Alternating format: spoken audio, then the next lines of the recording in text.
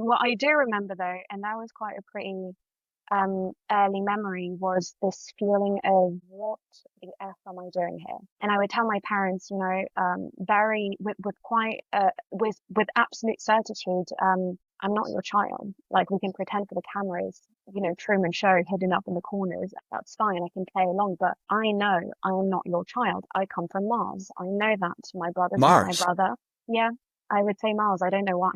Very Um, interesting.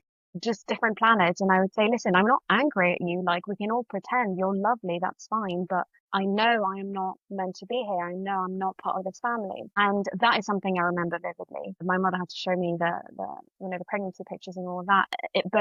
It still wouldn't ring true. I found it remarkable that you felt like you were from Mars, because I interviewed a guy who's some leader in something called the Aetherius Society, which was inspired by a guy named George King who lived in the UK.